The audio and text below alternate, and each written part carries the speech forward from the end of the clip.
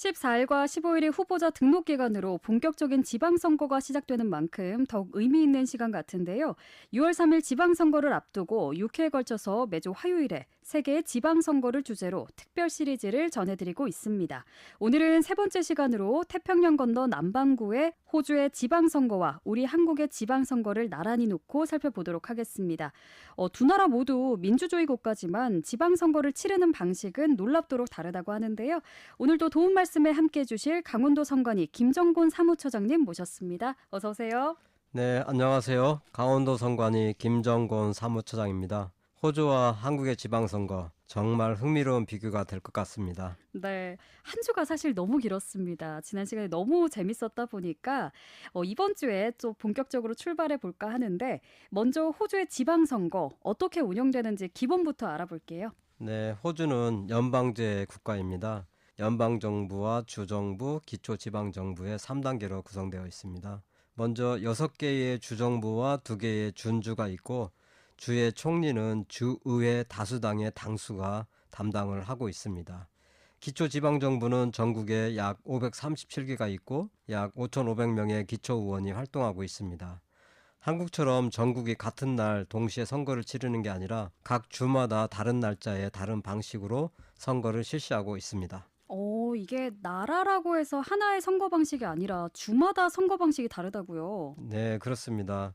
예를 들어서 뉴 사우스 웨일즈는 4년마다 9월 둘째 토요일에 선거를 실시하고 있고요.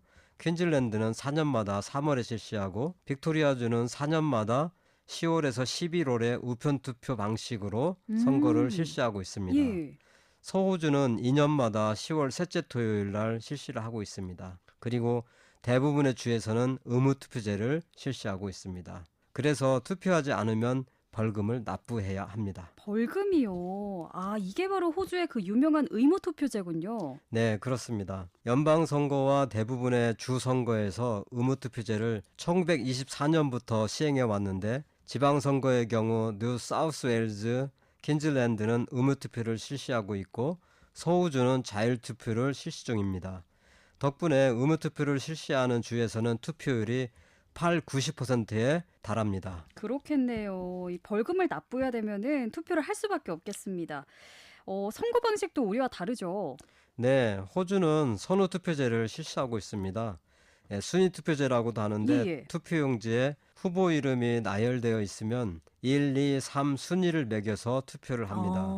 1순위 후보가 과반수를 못 얻으면 꼴찌 후보를 탈락시키고 그 표를 2번 선호 후보에게 이전합니다. 예. 이 과정을 반복해서 과반수를 얻는 당선자를 가립니다. 그래서 사표가 거의 발생하지 않고 있습니다. 재밌네요. 되게 이색적인데 이제는 우리나라의 지방선거를 한번 들어볼게요. 네, 우리나라는 전국 동시 지방선거라는 이름으로 4년마다 6월에 전국이 동시에 7개 선거를 실시하고 있습니다. 이번 선거는 2026년 6월 3일 제9회 전국 동시 지방선거입니다. 가장 특이한 점은 투표용지가 무려 7장이라는 겁니다. 그쵸? 도지사와 시장 군수, 지역구 광역의원, 비례광역의원, 지역구 기초의원, 비례기초의원, 교육감까지 한 번에 다 뽑습니다. 네, 7장이면 투표하는데 시간이 꽤 걸리잖아요. 네, 시간이 좀 많이 걸립니다. 그리고 투표소가 좀 복잡해집니다. 네. 그중에서도 특히 눈에 띄는 건 교육감 직선제입니다. 주민이 직접 교육감을 투표로 뽑는 나라는 세계적으로 그렇게 흔치 않습니다. 호주는 교육감을 선거로 뽑지 않고 연방정부와 주교육부가 임명하는 방식입니다. 그래요. 또 우리나라 선거에 어떤 특징이 있을까요? 네, 우리나라는 투표는 자율입니다. 그래서 호주와 달리 투표율이 5, 60% 수준에서 오르내리고 있습니다. 예. 다만 2014년부터 사전투표제를 도입해서 선거일 전 4, 5일 전부터 이틀간 미리 투표할 수 있도록 해서 편의성을 높였습니다. 네. 실제로 투표율도 많이 증가했습니다. 이번 지방선거에서는 5월 29일과 30일 오전 6시부터 오후 6시까지입니다. 선거일 전 6일인 5월 28일부터는 여론조사 결과를 공표하거나 보도할 수 없습니다. 또 비례대표 후보 공천 시에 여성을 50% 이상 공천하도록 의무화하고 있습니다. 네, 그럼 이제 핵심 비교로 들어가 보겠습니다. 먼저 첫 번째예요. 호주의 의무투표제와 한국의 자율투표제 비교해 볼게요. 네, 호주는 1924년에 연방선거에서 의무투표제를 도입했고 100년이 넘도록 유지해 오고 있습니다. 투표를 안 하면은 약 20에서 55 호주 달러, 원화로 대략 2만 원에서 6만 원 정도의 벌금이 부과됩니다. 덕분에 연방선거 투표율은 95% 전후로 유지되고 있습니다. 지방선거의 경우 의무투표를 시행하는 퀸즐랜드는 2024년 지방선거 투표율이 82.31%였습니다. 그렇군요. 이렇게 투표율이 높은데 그런데 서호주에서는 지방선거에서 의무투표가 아니라 자율투표를 한다고요. 네, 그렇습니다. 서호주는 지방선거에서 의무투표제를 시행하지 않는데 최근 투표율이 30% 미만으로 떨어지는 경우도 있어서 의무투표제를 도입해야 된다는 그런 논의가 이루어지고 있습니다. 그렇군요. 그럼 서호주의 이제 선거 방식이 어떻게 바뀔지 주목해 보는 것도 하나의 재미겠습니다. 그럼 한편 우리나라는 어떻습니까? 네, 우리나라는 자율투표를 실시하고 있습니다. 지방선거 투표율이 1995년 1회 때는 68.4%로 꽤 높았다가 2002년에는 48.9%로 뚝 떨어졌습니다. 이후 등락을 거듭하다가 2022년 8회에는 50.9%를 기록했습니다. 의무투표 도입 논의가 우리나라에서도 간간히 나오지만 투표는 국민의 권리이지 의무가 아니라는 그런 반론도 강합니다. 그렇군요. 그럼 의무투표의 장단점을 정리하면 어떻게 될까요? 네, 장점으로는 높은 참여율, 즉 높은 투표율과 그렇죠. 그리고 사표를 또 방지할 수 있다는 점, 또 다양한 계층들이 투표에 참여하여 의견을 반영할 수 있다는 점, 예. 그리고 다양한 계층의 정치적 대표성을 높일 수 있다는 그런 장점이 있습니다. 단점으로는 투표 강제가 민주주의 정신에 어긋난다는 그런 시각이 있고 무관심한 유권자의 무작위 투표로 오히려 민의가 왜곡될 수 있다는 우려도 있습니다. 그러나 국가 공동체가 유지되고 민주주의가 건강하게 성장하기 위해서는 주권자인 시민의 참여는 필수적이므로 의무투표제 도입을 전향적으로 검토할 필요가 있습니다. 예, 의무투표의 장단점 정리해봤고요. 이번에는 두 번째 비교를 들어가 보겠습니다. 호주의 선호투표제와 또 우리나라의 선거 방식은 어떻게 다를까요? 네, 우리나라의 기초단체장, 광역단체장 선거, 지역구 광역의원 선거, 교육감 선거는 단순 다수제입니다. 예. 네, 즉 가장 많은 표를 얻은 사람이 당선이 됩니다. 예를 들어서 3명이 출마해서 각각 40%와 35%, 25%를 얻으면 40%를 얻은 사람이 당선됩니다. 나머지 60%의 표는 사표가 되고 있습니다. 그렇겠습니다. 그럼 반면에 호주의 선호투표제는 어떻게 다를까요? 네, 선호투표제는 순위투표제라고도 하는데 예. 후보에게 1, 2, 3 순위를 매깁니다. 1순위 집계 결과 과반수를 얻은 후보가 없으면 최하위 후보를 탈락시키고 그 표를 해당 투표지의 2순위 후보에게 이전합니다. 이 과정을 과반수 당선자가 나올 때까지 계속 반복합니다.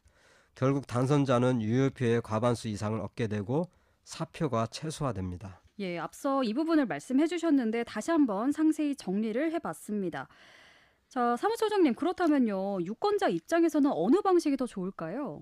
네, 선호투표제는 내가 좋아하는 후보가 낙선하더라도 내 표가 사표가 되지 않는다는 그런 안정감을 줄 수 있습니다. 소수 정당이나 무소속 후보를 응원하면서도 현실적으로 승리 가능성이 있는 후보도 지지할 수가 있습니다. 그리고 정당 후보자 간의 2순위 투표에 대한 그런 협상과 연대가 가능해서 우리 선거 때마다 이루어지고 있는 후보자 단일화를 할 필요가 없습니다.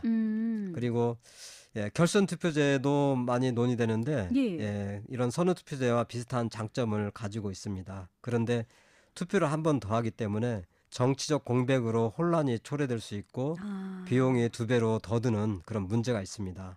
반면에 선호 투표제는 결선 투표제의 장점을 구현하면서 비용도 더 들지 않는 우수한 제도입니다. 예. 다만 선호 투표제는 개표가 복잡해지는 그런 문제가 있는데 광학 스캐너가 부착된 투표함을 사용하면은 개표를 신속하게 할 수 있습니다. 모든 방식에 다 장단점이 분명하게 존재를 하네요. 사무처장님, 이번에는 조금 가벼운 이야기를 해볼까 하는데요. 선거 문화의 비교입니다. 이 호주에서 데모크라시 소시지, 그러니까 즉 민주주의 소시지 이야기가 있더라고요. 설명 좀 해주세요. 네, 그렇습니다. 예, 호주에서 선거일은 사실 지역 축제일입니다. 학교나 공동체 시설에 마련된 투표소 앞에서 지역 자원봉사자 단체들이 소시지 구이, 아, 케이크, 커피를 팔면서 기금을 모읍니다. 이게 데모크라시 소시지, 즉 민주주의의 소시지라고 불리는 전통입니다. 음. 심지어 어느 투표소에서 소시지를 먹을 수 있는지 알려주는 앱과 웹사이트가 있을 정도입니다. 아, 그래요. 정말 호주 분들은 이 선거 자체를 문화로 즐기고 있는 것 같기도 하고 또 소시지가 정말 맛있을 것 같기도 하고요. 선거가 그냥 한마디로 말하면 축제네요. 네, 그렇습니다. 토요일에 온 가족이 투표소에 가서 줄을 서고 소시지 하나 먹고 이웃을 만나는 날입니다. 선거가 하나의 공동체 행사인 거죠. 네, 2025년 연방선거에서도 1000개가 넘는 투표소에서 소시지 파티가 열렸습니다. 재밌겠습니다. 한편 우리나라는 조금 정적인 선거 문화를 갖고 있는 것 같긴 한데요. 어떤 선거 문화가 있을까요? 네, 우리나라에서 대표적인 선거 문화로는 투표 후 인증샷 아, 찍기 그렇네요. 문화입니다. 예. 투표소에 그 도장을 그 손등에다 찍고서 그걸 인증샷을 찍거나 그쵸. 또 엄지척이나 V자 등 손가락 모양 사진을 SNS에 올리는 것이 유행처럼 퍼져 있습니다. 우리나라만의 디지털 시대의 선거 문화라고 할 수 있습니다. 그렇네요. 저는 한국의 선거 문화가 좀 정적이라고 생각했는데 이렇게 들으니까 또 우리나라만의 재밌는 선거 문화가 있는 것 같습니다. 호주와 한국 다 소시지와 인증샷 각자의 방식으로 선거를 즐기고 있는데요. 이제 좀 더 제도적인 비교로 넘어가 볼게요. 후보자 등록과 관련된 이야기 준비하셨다고요? 네, 우리나라는 이번 선거는 저희 5월 14일과 15일 이틀간 후보자 등록을 합니다. 예. 후보자 등록할 때에 도지사의 경우에는 5천만 원, 시장 군수는 1,000만 원, 도의원은 300만 원, 시군의원은 200만 원의 기탁금을 납부해야 합니다. 네, 후보자가 10% 이상 15% 미만 득표를 한 경우에 기탁금의 반액을, 그리고 15% 이상 득표를 하면은 기탁금 전액을 돌려받을 수가 있습니다. 반면에 호주는 일주일간 후보자 등록을 하고 주 의원은 500 호주 달러, 우리나라 돈으로 52만 원, 시장 시의원은 250 호주 달러, 우리나라 돈으로 26만 원의 기탁금을 납부해야 합니다. 그리고 후보자가 4% 이상 득표한 경우에 기탁금 전액을 돌려받을 수가 있습니다. 네, 호주에 비해 우리나라의 기탁금이 너무 많고 또 반환받으려면 득표도 더 많이 해야 하므로 일반 시민들이 후보자로 등록하기엔 장벽이 높습니다. 그러네요. 네, 기탁금과 반환 득표율을 좀 더 낮출 필요가 있습니다. 그리고 우리나라는 재산과 납세, 병역, 전과, 학력 등 후보자 정보를 우리 유권자들에게 제공을 하고 있습니다. 그런데 호주는 시민권 자격과 결격 사유에 관한 정보만 제공하고 있습니다. 이처럼 우리나라는 유권자가 후보자를 판단할 수 있는 개인정보를 밀도 있게 제공하는 흔치 않은 나라입니다. 예. 말씀처럼 기탁금과 반환 득표율을 우리나라도 낮추게 된다면 또 많은 분들이 정치에 도전할 수 있도록 어떤 발판이 될 것 같습니다. 네, 오늘 많은 이야기를 나눴는데요. 이야기를 좀 정리하자면 두 나라 모두 민주주의를 소중히 여기지만 그 표현 방식이 참 다양하다는 걸 느꼈습니다. 저희가 다음 주에는 민주주의의 모범생이죠. 북유럽 국가들을 만나보도록 하겠습니다. 사무처장님, 오늘 정말 재밌고 유익한 말씀 고맙습니다. 네, 고맙습니다. 민주주의는 완성형이 아니라 진행형입니다. 서로의 제도를 배우고 개선해 나가는 게 중요합니다. 네, 도민 여러분 행복하세요. 네, 저희는 다음 주 화요일에 다시 돌아오겠습니다. 지금까지 강원도 선거관리위원회 김정곤 사무처장님과 이야기 나눠봤습니다.